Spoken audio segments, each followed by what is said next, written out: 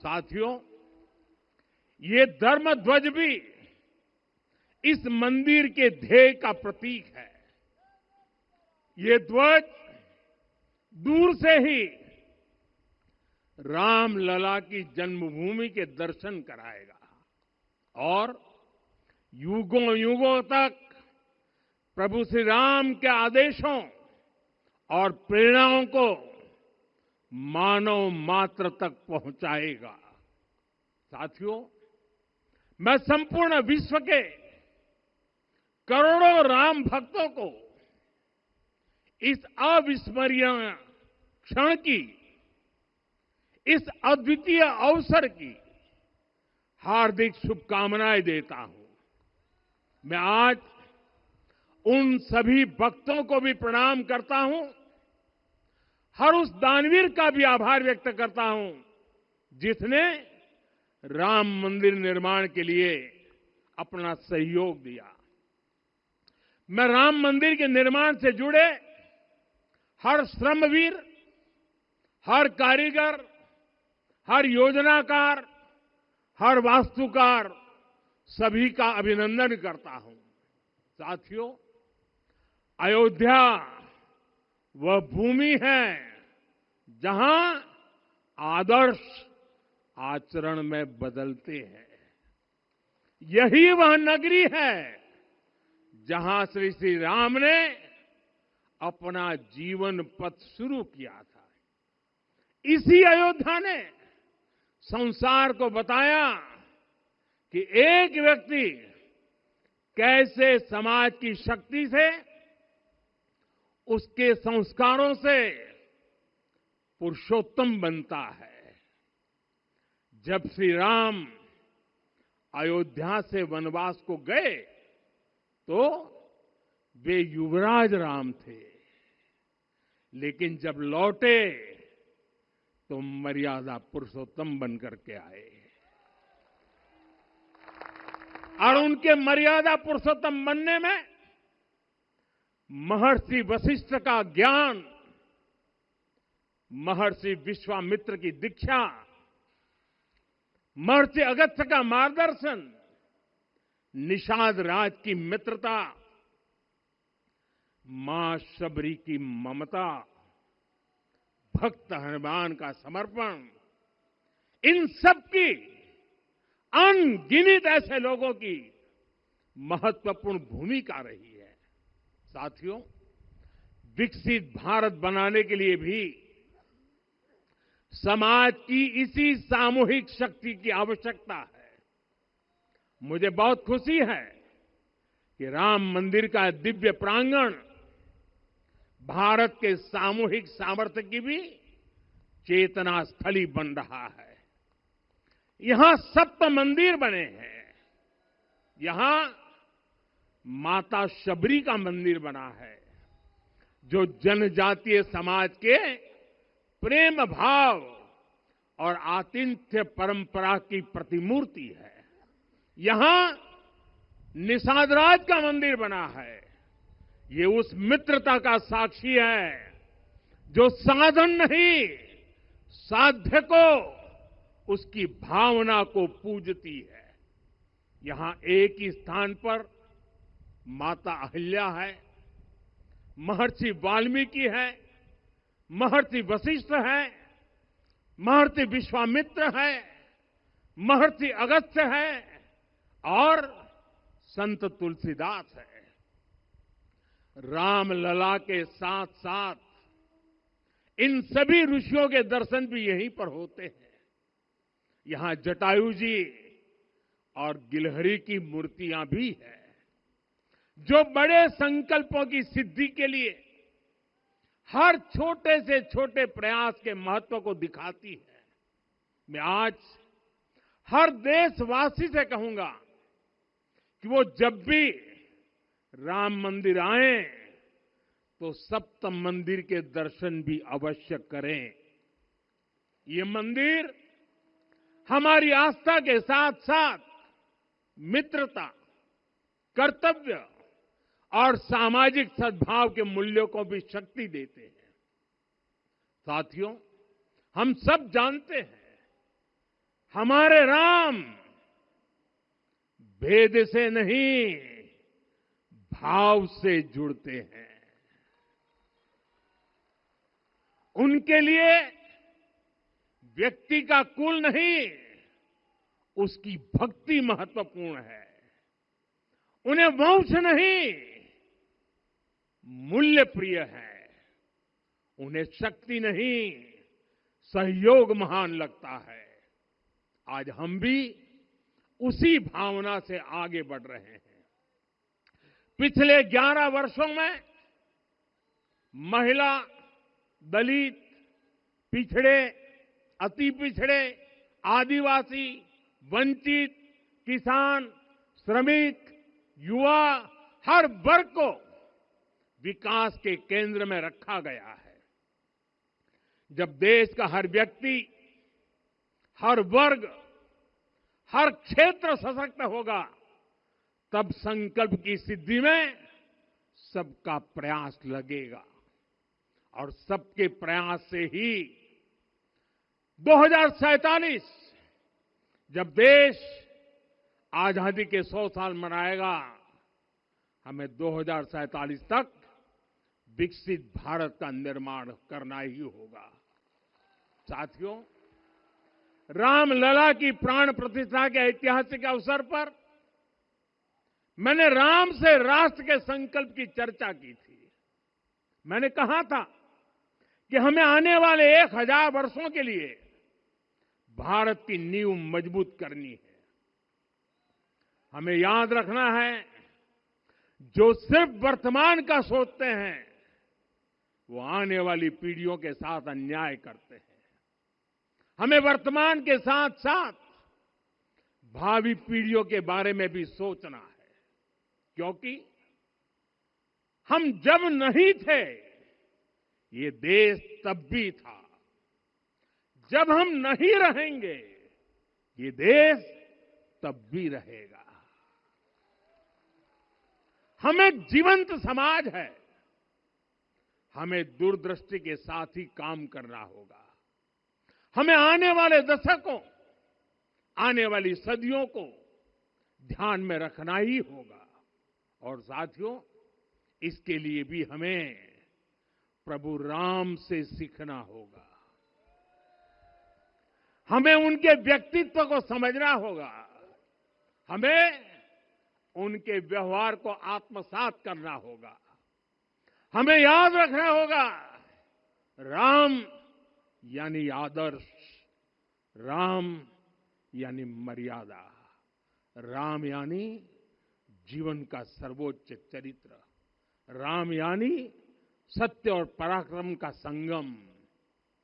दिव्य गुणे शक्र समो रामः सत्य पराक्रमः। राम यानी धर्म पथ पर चलने वाला व्यक्तित्व। रामः सत्पुरुषो लोके सत्यः सत्यपरायणः। राम यानी जनता के सुख को सर्वोपरि रखना, प्रजा सुखत्वे चंद्रस्य। राम यानी धर्म और क्षमा का दरिया। वसुधाया क्षमा गुणे है। राम यानी ज्ञान और विवेक की पराकाष्ठा। बुद्धया बृहस्पते तुल्य। राम यानी कोमलता में दृढ़ता। मृदु पूर्वज भाषते। राम यानी कृतज्ञता का सर्वोच्च उदाहरण। कदाचन नोपकारेण कृति नैकेन तुष्यति। राम यानी श्रेष्ठ संगति का चयन। शीला वृद्धे ज्ञान वृद्धे वयोवृद्धे च सज्जने। राम यानी विनम्रता में महाबल। वीर्यवान च वीर्येण महता स्वेन विस्मितः। राम यानी सत्य का अडिग संकल्प। न च अनुत्र कथो विद्वान। राम यानी जागरूक, अनुशासित और निष्कपट मन। निस्तिंद्र अपम्रत च स्वदोष परदोषवित। साथियों, राम सिर्फ एक व्यक्ति नहीं, राम एक मूल्य है, एक मर्यादा है, एक दिशा है। अगर भारत को साल 2047 तक विकसित बनाना है, अगर समाज को सामर्थ्यवान बनाना है, तो हमें अपने भीतर राम को जगाना होगा। हमें अपने भीतर के राम की प्राण प्रतिष्ठा करनी होगी। और इस संकल्प के लिए आज से बेहतर दिन और क्या हो सकता है। साथियों, 25 नवंबर का यह ऐतिहासिक दिन अपनी विरासत पर गर्व का एक और अद्भुत क्षण लेकर आया है। इसकी वजह है धर्म ध्वजा पर अंकित कोविदार वृक्ष। ये कोविदार वृक्ष इस बात का उदाहरण है कि जब हम अपनी जड़ों से कट जाते हैं तो हमारा वैभव इतिहास के पन्नों में दब जाता है। साथियों, जब भरत अपनी सेना के साथ चित्रकूट पहुंचे तो लक्ष्मण ने दूर से ही अयोध्या की सेना को पहचान लिया। ये कैसे हुआ, इसका वर्णन वाल्मीकि जी ने किया है। और वाल्मीकि जी ने क्या वर्णन किया है? उन्होंने कहा है, विराजित उद्गत स्कंधम कोविदार ध्वजः रथे। लक्ष्मण कहते हैं, राम, सामने जो तेजस्वी प्रकाश में विशाल वृक्ष जैसा ध्वज दिखाई दे रहा है, वही अयोध्या की सेना का ध्वज है। उस पर कोविदार का शुभ चिन्ह अंकित है। साथियों, आज जब राम मंदिर के प्रांगण में कोविदार फिर से प्रतिष्ठित हो रहा है, यह केवल एक वृक्ष की वापसी नहीं है, यह हमारी स्मृति की वापसी है, हमारी अस्मिता का पुनर्जागरण है, हमारी स्वाभिमानी सभ्यता का पुनः उद्घोष है। कोविदार वृक्ष हमें याद दिलाता है कि जब हम अपनी पहचान भूलते हैं तो हम स्वयं को खो देते हैं, और जब पहचान लौटती है तो राष्ट्र का आत्मविश्वास भी लौट आता है। और इसलिए मैं कहता हूं, देश को आगे बढ़ना है तो अपनी विरासत पर गर्व करना होगा। साथियों, अपनी विरासत पर गर्व के साथ साथ एक और बात भी महत्वपूर्ण है, और वो है गुलामी की मानसिकता से पूरी तरह मुक्ति। आज से 190 साल पहले 190 साल पहले साल 1835 में 1835 में मैकाले नाम के एक अंग्रेज ने भारत को अपनी जड़ों से उखाड़ने के बीज बोए थे। मैकाले ने भारत में मानसिक गुलामी की नींव रखी थी। 10 साल बाद यानी 2035 में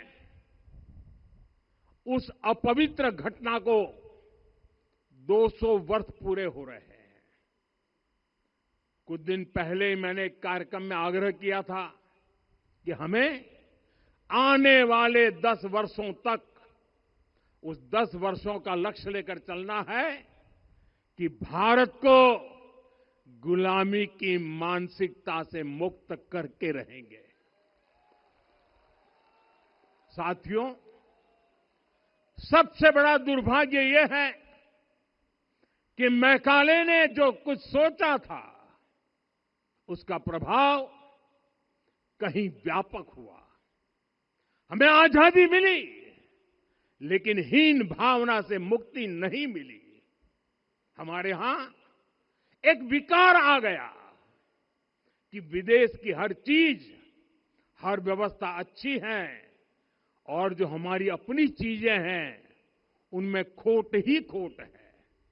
साथियों, गुलामी की यही मानसिकता है जिसने लगातार यह स्थापित किया,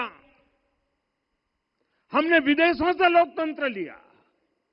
कहा गया कि हमारा संविधान भी विदेश से प्रेरित है, जबकि सच ये है कि भारत लोकतंत्र की जननी है, मदर ऑफ डेमोक्रेसी है। लोकतंत्र हमारे डीएनए में है। साथियों, अगर आप तमिलनाडु जाएंगे तो तमिलनाडु के उत्तरी हिस्से में उत्तीरमेरूर गांव है। वहां हजारों वर्ष पहले का एक शिलालेख है। उसमें बताया गया है कि उस कालखंड में भी कैसे लोकतांत्रिक तरीके से शासन व्यवस्था चलती थी, लोग कैसे सरकार चुनते थे। लेकिन हमारे यहां तो मैग्ना कार्टा की प्रशंसा का ही चलन रहा। हमारे यहां भगवान बसवन्ना, उनके अनुभव मंटपा की जानकारी भी सीमित रखी गई।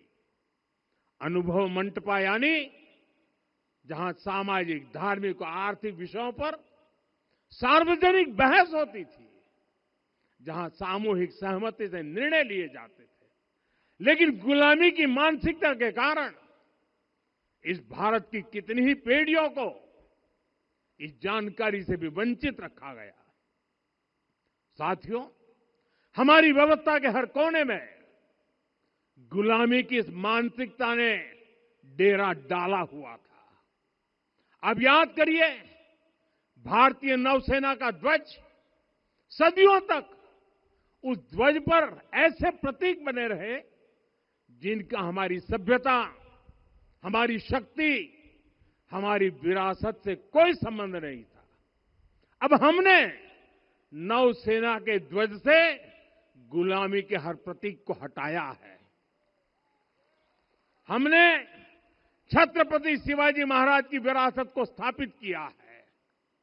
और ये सिर्फ एक डिजाइन में बदलाव नहीं हुआ, ये मानसिकता बदलने का क्षण था। ये वो घोषणा थी कि भारत अब अपनी शक्ति अपने प्रतीकों से परिभाषित करेगा, न कि किसी और की विरासत से। और साथियों, यही परिवर्तन आज अयोध्या में भी दिख रहा है। साथियों, ये गुलामी की मानसिकता ही है जिसने इतने वर्षों तक रामत्व को नकारा है। भगवान राम अपने आप में एक वैल्यू सिस्टम है। ओरछा के राजा राम से लेकर रामेश्वरम के भक्त राम तक और शबरी के प्रभु राम से लेकर मिथिला के पाहुन राम जी तक भारत के हर घर में, हर भारतीय के मन में और भारतवर्ष के हर कण कण में राम है। लेकिन गुलामी की मानसिकता इतनी हावी हो गई कि प्रभु राम को भी काल्पनिक घोषित किया जाने लगा। साथियों, अगर हम ठान लें अगले 10 साल में मानसिक गुलामी से पूरी तरह मुक्ति पा लेंगे, और तब जाकर के ऐसी ज्वाला प्रज्वलित होगी, ऐसा आत्मविश्वास बढ़ेगा कि 2047 तक विकसित भारत का सपना पूरा होने से भारत को कोई रोक नहीं पाएगा। आने वाले 1000 वर्ष के लिए भारत की नींव तभी सशक्त होगी जब मैकाले की गुलामी के प्रोजेक्ट को हम अगले 10 साल में पूरी तरह ध्वस्त करके दिखा देंगे। साथियों, अयोध्या धाम में रामलला का मंदिर परिसर भव्य से भव्यतम हो रहा है और साथ ही अयोध्या को संवारने का काम लगातार जारी है। आज अयोध्या फिर से वह नगरी बन रही है जो दुनिया के लिए उदाहरण बनेगी। त्रेता युग की अयोध्या ने मानवता को नीति दी। 21वीं सदी की अयोध्या मानवता को विकास का नया मॉडल दे रही है। तब अयोध्या मर्यादा का केंद्र थी। अब अयोध्या विकसित भारत का मेरुदंड बनकर उभर रही है। साथियों, भविष्य की अयोध्या में पौराणिकता और नूतनता का संगम होगा। सरयू जी की अमृत धारा और विकास की धारा एक साथ बहेगी। यहां आध्यात्म और आर्टिफिशियल इंटेलिजेंस दोनों का तालमेल दिखेगा। राम पथ, भक्ति पथ और जन्मभूमि पथ से नई अयोध्या के दर्शन होते हैं। अयोध्या में भव्य एयरपोर्ट है। अयोध्या में आज शानदार रेलवे स्टेशन है। वंदे भारत और अमृत भारत एक्सप्रेस जैसी ट्रेनें अयोध्या को बाकी देश से जोड़ रही हैं। अयोध्या वासियों को सुविधाएं मिले, उनके जीवन में समृद्धि आए, इसके लिए निरंतर काम चल रहा है। साथियों, जब से प्राण प्रतिष्ठा हुई है, तब से लेकर आज तक करीब करीब 45 करोड़ श्रद्धालु यहां दर्शन के लिए आ चुके हैं।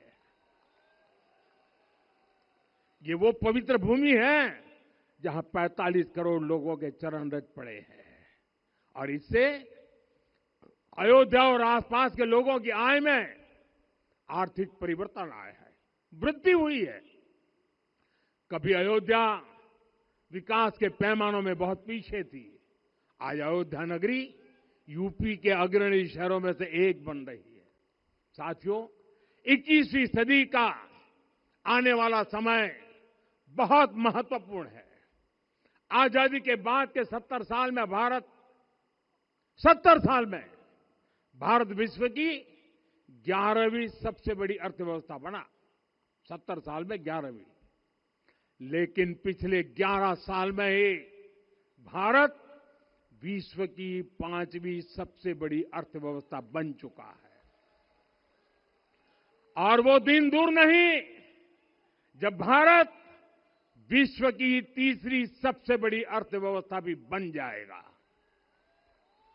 आने वाला समय नए अवसरों का है, नई संभावनाओं का है। और इस अहम कालखंड में भी भगवान राम के विचार ही हमारी प्रेरणा बनेंगे। जब श्री राम के सामने रावण विजय जैसा विशाल लक्ष्य था, तब उन्होंने कहा था, सौरज धीरज ते ही रथ चाका, सत्यशील दृढ़ ध्वज पताका, बल विवेक दम परहित गोरे, क्षमा कृपा समता रजु जोरे। यानी रावण पर विजय पाने के लिए जो रथ चाहिए, शौर्य और धैर्य उसके पहिए हैं, उसकी ध्वजा सत्य और अच्छे आचरण की है, बल, विवेक, संयम और परोपकार इस रथ के घोड़े हैं। लगाम के रूप में क्षमा, दया और समता है जो रथ को सही दिशा में रखते हैं। साथियों, विकसित भारत की यात्रा को गति देने के लिए ऐसा ही रथ चाहिए, ऐसा रथ जिसके पहिए शौर्य और धैर्य हो, यानी चुनौतियों से टकराने का साहस भी हो और परिणाम आने तक दृढ़ता से डटे रहने का धैर्य भी हो। ऐसा रथ जिसकी ध्वजा सत्य और सर्वोच्च आचरण हो, यानी नीति, नियत और नैतिकता से समझौता कभी न हो। ऐसा रथ जिसके घोड़े बल, विवेक, संयम और परोपकार हो, यानी शक्ति भी हो, बुद्धि भी हो, अनुशासन भी हो और दूसरों के हित का भाव भी हो। ऐसा रथ जिसकी लगाम क्षमा, करुणा और संभाव हो, यानी जहां सफलता का अहंकार नहीं और असफलता में भी दूसरों के प्रति सम्मान बना रहे।